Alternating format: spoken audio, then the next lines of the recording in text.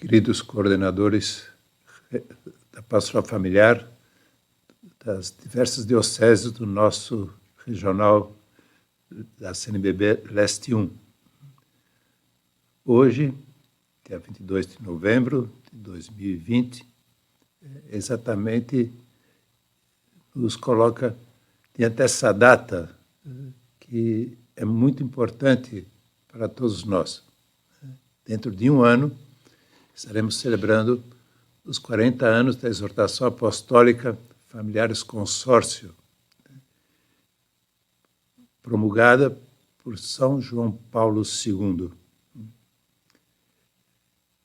Embora já estejamos distantes 4 décadas desse valioso documento, nós entendemos que, sendo fruto de um sínodo cujo tema era justamente a família no mundo atual, as circunstâncias históricas mudaram, inclusive também as circunstâncias eclesiais. Pensar no mundo e na igreja, naqueles anos pós-conciliares, se nos lembramos bem, o Concílio Vaticano II terminou em 1965, e o sínodo da família ocorreu 15 anos depois, em 1980. E naquela ocasião, já com todas as aplicações das constituições, das declarações, dos decretos desse grande concílio ecumênico, a Igreja estava abrindo caminho nessa nova realidade mundial, social, econômica, cultural, e estava dialogando, como foi o objetivo do Concílio Vaticano II, dialogar com o mundo. E no mundo, afetando diretamente a família, havia todas aquelas grandes mudanças sociais, culturais. Temos, por exemplo, no campo social, novas realidades no âmbito do trabalho, no âmbito da economia, no aspecto cultural, as grandes mudanças decorrentes da revolução sexual, do emprego massivo dos anticoncepcionais. Já em alguns países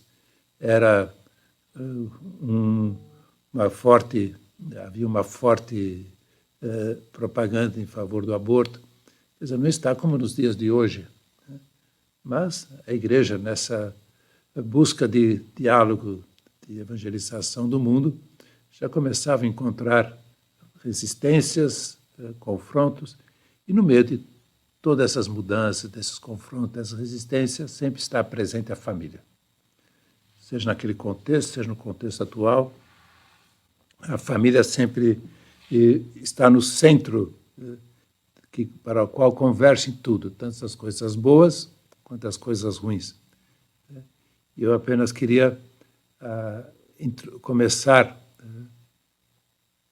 a nossa conversa, não é uma aula, nem uma palestra, é uma conversa com vocês, preparando-vos para essa celebração que se dará no próximo ano, 22 de novembro de 2021, dos 40 anos. E já isso iluminará o trabalho pastoral de vocês ao longo do ano 2021. Eu queria apenas ler o começo desse documento tão importante para a pastoral familiar.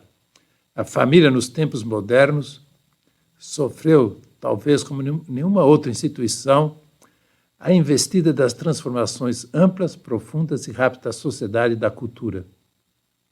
Muitas famílias vivem a situação permanecendo fiéis aos valores que constituem o fundamento da instituição familiar. Vocês veem, exatamente o que eu dizia, para a família convergem tanto as coisas boas como as coisas ruins que acontecem no mundo. E essa situação da família, de ponto de convergência, faz com que algumas famílias permaneçam fiéis e outras, continua dizendo documento, se sentem inseguras e desanimadas diante dessas realidades, inclusive em estado de dúvida ou de ignorância a respeito do significado último e a verdade da vida conjugal e familiar. E outras, finalmente, por causa de diferentes situações de injustiça, se veem impedidas para realizar seus direitos fundamentais. Esse é o primeiro parágrafo da exortação apostólica Familiares Consórcio. A família está sempre no centro das transformações amplas, profundas e rápidas da sociedade e da cultura. E por isso, João Paulo II, no segundo parágrafo, dizia: a Igreja, consciente de que o matrimônio e a família constituem um dos bens mais preciosos da humanidade, quer fazer sentir a sua voz e oferecer a sua ajuda a todo aquele que, conhecendo já o valor do matrimônio e da família, trata de vivê-los fielmente. Então, a Igreja sempre esteve no centro da vida familiar, sempre esteve trabalhando em favor da família. Sempre colocou o sacramento do matrimônio, como aparece na carta de São Paulo aos Efésios, como o grande sacramento. Portanto, essa exortação apostólica que trouxe uma grande mudança no trabalho da Igreja a serviço da família, nos lembra exatamente isso. E a Igreja quer fazer sentir a sua voz. E realmente, a Familiares Consórcio foi a voz, não só de São João Paulo II, como também de Bento XVI, como também do Papa Francisco. Sempre a voz da Igreja, a voz do Papa e dos bispos, que, em comunhão com o Romano Pontífice, estão cumprindo a sua missão de ir e ensinar a todos os povos. O que nós vamos celebrar no próximo ano, ao lembrar os 40 anos dessa exortação apostólica? Nós vamos celebrar uma voz. E hoje, até passado essas 4 décadas, nós podemos dizer, é a voz que clama no deserto. Como dizia São João Batista a seu respeito, eu não sou o Messias, eu sou a voz que clama no deserto. A Igreja é a voz que clama no deserto. Esse deserto que já estava se formando naquelas décadas precedentes a Familiares Consórcio. E foi esse deserto se espalhando nessas décadas seguintes. E nós estamos hoje nesse mundo de desertos de valores, de desertos de referências, de um deserto onde as pessoas vão sentindo sede da água, que é a vida familiar, as virtudes próprias da família que transcendem e passam a ser também as virtudes da sociedade. Então, nós estamos vivendo num deserto que não está em expansão, mas que ainda continua existindo. E esse parágrafo que eu li, o segundo, da exortação apostólica, nos lembra hoje. A Igreja quer fazer sentir a sua voz, não só oferecer a sua ajuda, mas quer oferecer a sua voz. E é a voz que a Familiares Consórcio nos faz ouvir. A voz do discernimento evangélico a respeito da família.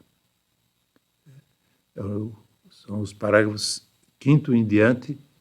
Eu acho muito importante que nós voltemos a ler. O discernimento feito pela Igreja converte-se no oferecimento de uma orientação, a fim de que se salve e realize a verdade e a dignidade plena do matrimônio e da família. Discernimento evangélico, quer dizer, a partir da fé, a partir de Jesus Cristo. Não fazermos uma pastoral familiar partindo apenas da realidade sociológica, política, econômica, cultural. Não fazemos uma pastoral familiar, né, impressionados pelo discernimento que hoje em dia se faz, né? Um discernimento sem fé. Discernimento sem fé. A família está acabando, a família já não é mais como foi, então não existe mais a família tradicional, existem novas formas de família. Discernimento feito desde uma perspectiva que não seja a fé, desde uma perspectiva que não seja a boa nova do Evangelho, que é Cristo, nós podemos estar, né, entrando cada vez mais nesse deserto, e a voz da igreja, né, não ecoa.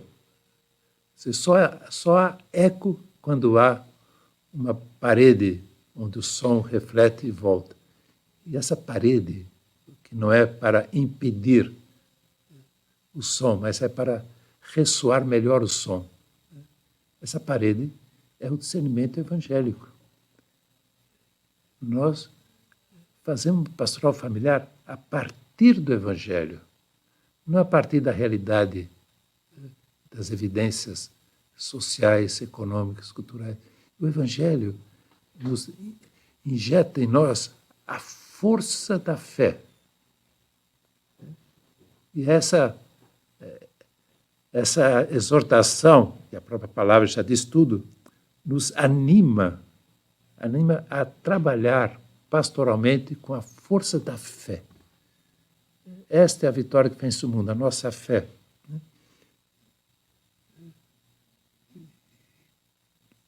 E o sentido sobrenatural da fé. A igreja, seguindo a Cristo, busca a verdade que nem sempre coincide com a opinião da maioria. Também está dentro desse capítulo do discernimento evangélico. A igreja, seguindo Cristo, busca a verdade que nem sempre coincide com a opinião da maioria. Escuta a consciência moral e não ao poder. Por isso, para fazer um autêntico discernimento, né, das diversas situações sociais, econômicas, culturais, políticas, midiáticas, para que o homem e a mulher vivam o seu matrimônio e a família, para que os jovens se entusiasmem novamente com a vocação matrimonial, com essa abertura tão maravilhosa da paternidade e maternidade, né? Nós não podemos ser eco da voz da maioria, que já é uma maioria sem fé, uma maioria que se guia mais pela opinião pública do que pelo Evangelho. Nós temos que ser o eco da voz de Cristo, da voz do Evangelho. E nisso nós vamos encontrando, nessa exortação apostólica, Familiares Consórcio, várias animações pastorais, onde nós vemos aqui nesse documento que, do número 8 em diante, que é preciso atuar com sabedoria. Uma sabedoria que cria uma nova não por ser original, nova no sentido de renovar, uma nova humanidade. Sabemos que a família é a escola das virtudes humanas. A família é o berço da vida, mas também a família é a matriz do homem, do novo homem. Esse novo homem que existe há 2000 anos. O que São João Paulo II fazia de uma maneira assim muito explícita, né? Quem é o homem moderno? O homem moderno existe há 2000 anos. É o homem redimido. É o homem que é ressuscitado em Cristo. É o homem restaurado em Cristo. Então, essa sabedoria que procede sempre de uma educação da consciência moral para as virtudes. Essa sabedoria divina que se torna cultura de uma nova humanidade. Essa cultura de uma nova humanidade é a renovação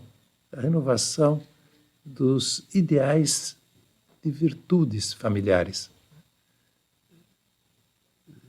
Por isso que o São João Paulo II insistia muito, repetindo o que já tinha dito o Concílio Vaticano II sobre o papel dos leigos na Igreja, especialmente dos casados, que eles deviam ser os grandes artífices da nova humanidade, transformando seus lares, vivendo os seus relacionamentos, não apenas com as preocupações que toda família tem, de subsistência econômica, de educação, para que os filhos possam chegar a ter as suas profissões, a ter a sua competitividade no mercado de trabalho. Mas, além disso, o grande papel dos pais é serem artífices da humanidade dos seus filhos. Formá-los não só na piedade cristã, mas formá-los para serem homens e mulheres que sejam capazes de dar uma estrutura de virtudes à sociedade, à humanidade. Então, por isso se pede, nesse documento, que haja uma enculturação, não no sentido apenas de evangelizar com novas linguagens, mas enculturação de que o homem da fé saiba elevar o homem da humanidade. O cristão tem que ser um espírito em humanidade. Ele tem que...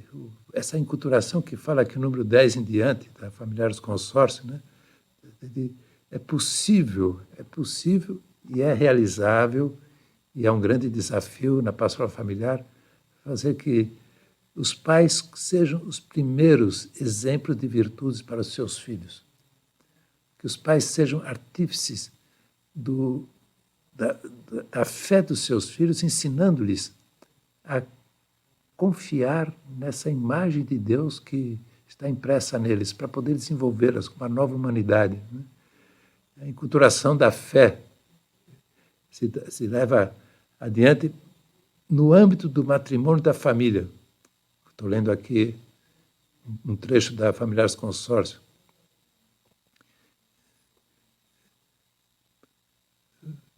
E essa enculturação, que diz aqui, a Igreja ficará enriquecida também por aquelas culturas que, ainda privadas de tecnologia, são abundantes em sabedoria humana e estão vivificadas por profundos valores morais. Aqui que entra o tema, que a cultura familiar, a cultura dos relacionamentos, a cultura da vida em família, faz com que cresça a sabedoria, saber ser humano,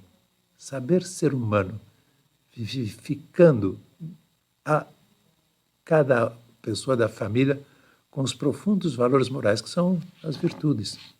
Não só fé, esperança, caridade, mas cidadania, honestidade, responsabilidade social, generosidade ao compartilhar os bens materiais, fazer com que os jovens, especialmente os jovens, tenham uma profunda sensibilidade com os mais marginalizados, com os mais sofridos, tornar realmente a família uma família enculturada, quer dizer, não dá de costa para a cultura da morte, a cultura do descarte, como fala o Papa Francisco, da cultura da indiferença. Nós não estamos de costas para ele, nós estamos de peito aberto para mudar essas culturas. E não esperemos que seja no colégio, na universidade, que isso se dê. Então, há 40 anos atrás, São João Paulo II, através desse documento, já colocava um grande desafio. E a enculturação começa na família, no âmbito do matrimônio da família. E é através dessa enculturação que que se reconstitui plenamente com a sabedoria de Deus a humanidade. Então, essa nossa conversa de hoje é apenas para relembrar pontos que eu considero importantíssimos e atualíssimos. Porque, embora tenha sido fruto de um sínodo de 1980, que recolheu experiências de décadas anteriores e iluminados e animados pelos documentos da Familiares Consórcios, especialmente documentos, do Concílio Vaticano II, especialmente da Constituição Pastoral Gaudium Spes, onde se fala muito do papel do leigo, né? E também o decreto sobre o apostolado, também do concílio, toda uma realidade que foi estudada muito naquele sínodo de 1980, que todas as sugestões, conclusões, diretrizes pastorais ficaram condensadas nessa exortação apostólica, que é um divisor de águas. A voz da Igreja em favor da família começou a ecoar com muito mais força e transformou as pastorais, e não só a pastoral familiar, mas a pastoral do batismo, pastoral da juventude, né? Pastoral vocacional, né? Porque a família, quando vive desde a perspectiva do discernimento evangélico, quando procura fazer realmente um trabalho de enculturação dos valores cristãos na família e desde a família, todas essas outras pastorais se beneficiam. Mas devemos continuar trazendo para vocês, nesse diálogo, alguns outros aspectos que eu considero valiosos ainda e cada vez mais enriquecidos com outros documentos da Igreja, como, por exemplo, Cartas às Famílias de João Paulo II, 1974, e a recente exortação apostólica Alegria do Amor, do Papa Francisco, né? Aqui vem outro ponto que eu vejo que não podemos deixar cair no esquecimento, já que vamos comemorar os 40 anos da Familiares Consórcio, temos que trazer pontos fundamentais dessa exortação, né? Os filhos. A Morte Letícia trata disso. A beleza da paternidade e maternidade. Mas já há 40 anos atrás, esse documento que será muito comemorado, celebrado a partir do próximo ano, para preparar-nos para o 22 de novembro de 2021, nos coloca diante desse dom preciosíssimo do casamento. Na sua realidade mais profunda, está lá no número 14 desse documento, o amor é essencialmente dom. O amor conjugal, ao mesmo tempo que conduz ao recíproco conhecimento dos esposos, lhes faz uma só carne. O amor conjugal não se esgota no casal, já que os faz capazes da máxima atuação possível, através da qual se convertem em cooperadores de Deus no dom da vida a uma nova pessoa humana. Desse modo, os cônjuges, ao mesmo tempo que se dão entre si, dão mais além de si mesmos, que é a realidade do filho, reflexo vivo do seu amor, sinal permanente da união conjugal e síntese viva e inseparável do pai e da mãe. Ao se fazerem pais, os esposos recebem de Deus o dom de uma nova responsabilidade. O amor paterno e materno está chamado a ser para os filhos o sinal visível do mesmo amor de Deus. E aqui a exortação insistia muito por causa, como dizia há pouco, no início dessa nossa conversa, que nos anos precedentes, nas décadas precedentes do Sínodo de 1980 sobre a família, já se estava se tornando a cultura da morte através do aborto, a cultura contraceptiva, anticonceptiva, já estava se tornando uma cultura muito forte. E vemos que hoje, praticamente, já se tornou um grande escândalo ter filhos do casamento. Já acho que uma pessoa com mais de 2 filhos já é um irresponsável social, é uma pessoa que não está vivendo a sensatez na sua vida matrimonial. E o Papa João Paulo II diz que a máxima expressão de doação dos esposos é ele, além de si mesmos, refletindo o seu amor vivo na doação da vida a uma nova pessoa. E tornam, os pais são realmente responsáveis na sua capacidade de transmitir a vida, os pais se tornam o sinal visível do amor de Deus, que é um amor fecundo, que é um amor do qual provém toda a paternidade no céu e na terra. Então, a procriação não só é possível, mas a procriação é a salvação do amor conjugal. E promove aquilo que é próprio da família, a comunhão de pessoas no amor. Uma comunhão que é não apenas na relação conjugal, mas a comunhão dos esposos como pais, a comunhão dos filhos com os pais e a comunhão dos irmãos entre si. Não é isso exatamente a igreja doméstica? A igreja é comunhão. E a família é a igreja doméstica porque é um conjunto de relações interpessoais pautados pela comunhão no amor e na vida. A primeira, a comunhão dos esposos, depois a comunhão dos esposos como pais, a comunhão dos filhos com seus pais, a comunhão dos irmãos entre si. E dessa família, igreja doméstica, sai toda a força de transformação da sociedade para que a sociedade seja também uma sociedade de comunhão e não de separação, e não de conflitos. E nós talvez possamos analisar, desde o discernimento evangélico, as realidades do mundo de hoje. Será que, por ficarmos aquém na aplicação da Familiares Consórcio, nós não estamos no mundo de separações, de agressões, de rompimentos, de vínculos, de dificuldade de viver com os diferentes, porque numa família, realmente, as pessoas são diferentes entre si, mas quando há essa comunhão de amor, as diferenças até enriquecem a comunhão, ao invés de diluí-la e até mesmo rompê-la, né? Então, a família cristã não só edifica a igreja, mas edificando a pessoa humana,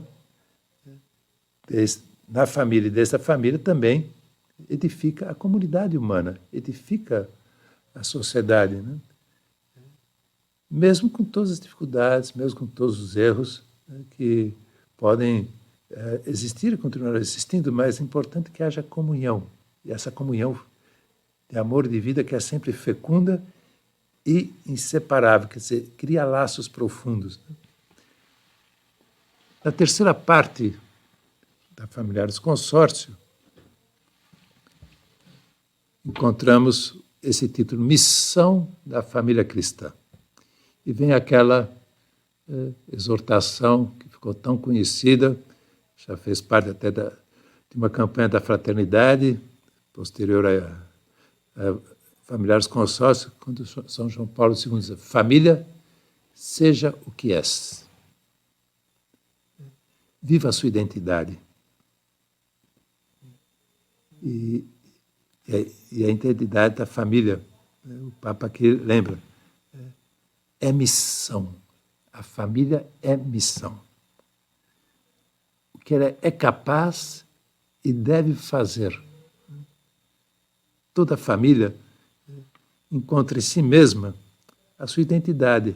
É o que realmente Deus quis toda a eternidade. Ser uma família missionária. Quer dizer, missão quer dizer envio. E se há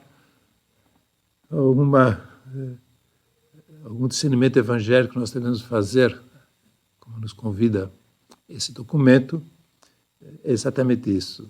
Que, assim como o Pai me enviou ao mundo, eu vos envio ao mundo. A missão não é só individual, a missão é eclesial. A igreja doméstica, ela é, por natureza, missionária.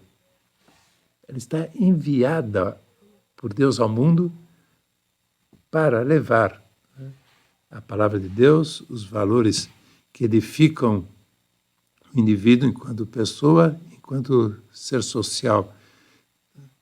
Então, a família, e aqui volto a ler literalmente o que diz esse documento, a família recebe a missão de custodiar, revelar e comunicar o amor, como reflexo vivo e participação real do amor de Deus pela humanidade. O amor de Deus pela humanidade. Então, preste atenção nessa frase. A missão da família é custodiar, revelar e comunicar o amor. Que amor? O amor de Deus pelo mundo. Tanto amou Deus o mundo que enviou seu Filho ao mundo, não para condená-lo, mas para salvá-lo. A família não está de costas para o mundo, nem à margem do mundo. A família está dentro do mundo, sem ser mundana, mas está dentro do mundo. E como fermento no meio da massa, faz crescer, primeiro na consciência das pessoas, que Deus ama a humanidade, Deus ama a todos, sem distinção de raça, de cor, de opções, de religiões, de culturas. Deus não quer uma humanidade fragmentada, dividida, antagônica. Deus ama não só a pessoa na sua individualidade, mas a pessoa enquanto membro de uma sociedade, membro de uma família humana. Né? Que bom a gente recordar isso. A missão da família é revelar o amor, é custodiar, proteger o amor, é comunicar o amor de Deus pela humanidade e o amor de Cristo pela igreja. E até diz aqui, ela é missão fundamental. Gravemos isso para iluminar nossos projetos pastorais, iluminados também pela exortação apostólica Familiares Consórcio, depois pela Carta às Famílias, depois pela exortação à Alegria do Amor. Né? Mas aqui está 4 grandes desafios para a família missionária. Formar uma comunidade de pessoas. Porque o amor faz com que as pessoas se unam em torno dos interesses comuns, dos pontos comuns, que seja para o bem de todos. Formar uma comunidade de amor, de pessoas no amor. Servir à vida. Toda a profunda vinculação entre os direitos à família e os direitos à vida, na família e desde a família. Né? Servir à vida. Esse ano aqui um comentário paralelo, né, com todas as dificuldades que existiram e continuam existindo. A Comissão Pastoral Episcopal Família e Vida realizou as 2 semanas nacionais, Semana Nacional da Família, Semana Nacional da Vida, com bastante criatividade, através da rede de internet. E como esse ano foi muito diferente, como realmente a pastoral familiar assumiu a Semana Nacional da Vida. Né? Um comentário à parte, mas vê que está dentro da missão da família, da pastoral familiar, servir a vida. Está muito unidos com as diversas organizações e serviços que trabalham em favor da vida. O terceiro desafio, participar no desenvolvimento da sociedade. com todas as iniciativas que foram sugeridas, que foram sendo desenvolvidas ao longo desses 40 anos, de participar no desenvolvimento da sociedade, participar na elaboração de leis, não só em favor da família, mas que sejam inspiradas nos valores da família, que favoreçam de verdade a família, e não apenas usem a família como tema político, né? Mas participar do desenvolvimento da sociedade, colaborando com políticas públicas a favor da família, no campo da habitação, da educação, do saneamento, da segurança. Não deixar isso apenas para os partidos, pior ainda, para os ideólogos ou para as ONGs. A família tem essa missão de desenvolver a sociedade com políticas públicas a favor dela, né? E depois participar na vida e na missão da igreja. Cada vez mais nós temos que ter essa quarta missão da família, né? O quarto aspecto da missão da família, participar mais em todas a vida missionária. Nós estamos num tempo de missão, as diretrizes gerais da ação evangelizadora da Conferência Nacional dos Bispos do Brasil, que tem todo o trabalho em favor de criar comunidades, redes de comunidades, baseadas nos pilares fundamentais, casa, pão, solidariedade, e colocar assim muito a serviço da evangelização. Então é uma grande missão. Nós temos uma grande missão pela frente. Não apenas celebrar a publicação de um documento em 22 de novembro de 2021, os 40 anos da exortação apostólica, Familiares Consórcio, fruto do Sínodo de 1980, onde São João Paulo II, um grande Papa, e que ficou conhecido como Papa da Família, além de ser o Papa da Juventude, mas ficou muito conhecido como Papa da Família, né? E vocês sabem como São João Paulo II ia anunciar no dia 13 de maio de 1981, portanto, 8 meses antes da publicação desse documento, que seria criado o Pontifício Conselho para a Família. Hoje é o Dicastério para a Família e Vida e Juventude. Mudou o nome, mas o trabalho consiste no mesmo. Ele iria anunciar isso quando sofreu o atentado. Parece que o inimigo não queria que São João Paulo II fosse o Papa da Família, que tivesse essa iniciativa que tantos frutos deu, entre os quais, graças a esse Pontifício Conselho, hoje de Castério, se começaram a realizar os encontros mundiais da família com o Papa. O primeiro em Roma, e depois aqui em 1997, aqui no Rio de Janeiro, né? E depois já tantos países foram visitados pelo Papa, graças a essa iniciativa de São João Paulo II, através desse organismo criado intencionalmente para ajudar a família a cumprir a sua missão, a ser o que ela é, missionária. Então, que nós,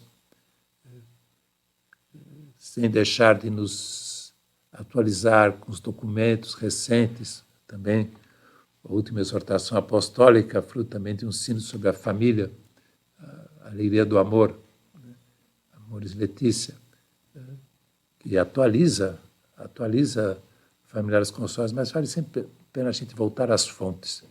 A Familiares Consórcios, já disse aqui e vou repetir, foi um divisor de águas nesse serviço da Igreja à Família. Lembrou-nos que ela é a voz que clama no deserto e que a nossa ação pastoral feita com discernimento evangélico, enculturadas e levando-nos a ser missionários, nos tornará mais eficazes no serviço que estamos desenvolvendo aqui no Regional Leste 1, as famílias fluminenses. Então, eu trago para vocês nesse diálogo, não foi uma aula, nem palestra, nem uma conferência, mas algo para vocês nesse diálogo, essa oportunidade de a gente renovar, revigorar as nossas forças para fazer uma pastoral familiar cada vez mais eficaz, penetrante e transformadora na igreja e desde a igreja da sociedade. Que Deus abençoe a todos e nos preparemos para esse ano próximo, 2021, para já desde o início prepararmos bem esse aniversário e sermos realmente pastores, para o caso dos bispos e padres, agentes pastorais, no caso de vocês, coordenadores e os das suas dioceses com seus colaboradores paroquiais, vicariais, regionais, para que sejamos realmente, como pastores e como coordenadores, grandes apoios para São João Paulo II, desde o céu, estará rezando muito pela nossa pastoral familiar. Que Deus abençoe a todos e nos sintamos exortados a viver o que Deus espera de nós e a igreja se apoia em nós.